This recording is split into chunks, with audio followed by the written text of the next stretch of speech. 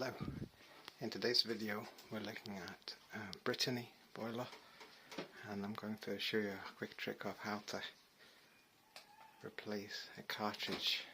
Sometimes it's very hard to take it out. As you can see, I chewed it off,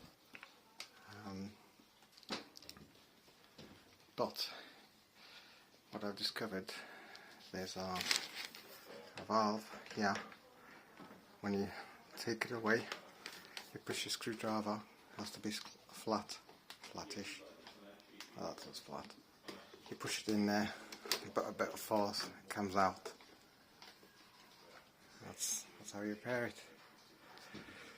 And then obviously replace it with a new one.